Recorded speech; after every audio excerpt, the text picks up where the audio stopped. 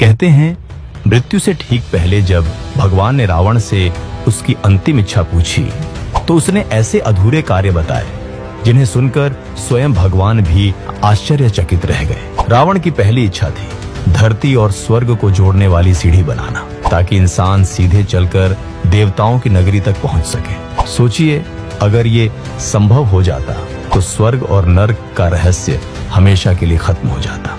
दूसरी इच्छा, वह चाहता था कि कोई भी बच्चा अपने पिता से पहले न मरे। रावण के अनुसार यह दुनिया का सबसे बड़ा अन्याय है। उसकी इच्छा थी मृत्यु को एक नए नियम से बांध देना।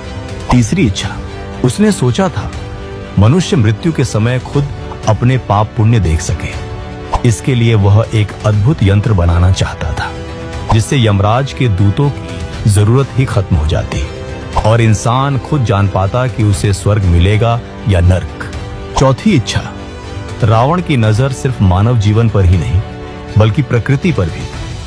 वह चाहता था कि समुद्र का पानी मीठा हो जाए ताकि प्यास से कोई न मरे। सोचिए, आज अगर समुद्र मीठे होते तो पूरी दुनिया कैसी होती। पांचवी इच्छा, उसकी एक और इच्छा थी चांद को उसके काले धब्बों से मुक्त करना। वह चाहता था कि चंद्रमा श्वेत और निर्मल हो जाए, एक ऐसा प्रकाश जो अंधकार को पूरी तरह मिटा दे। छठी इच्छा, सोने से भरी लंका में रहते हुए भी रावण चाहता था कि सोने में सुगंध हो ताकि उसका राज्य केवल वैभव से नहीं बल्कि सुगंध से भी महके। सातवीं इच्छा, उसने सोचा था बलि राजा को मुक्त करने का, वही बलि जिसे वामन अवतार ने पाताल में भेज दिया था।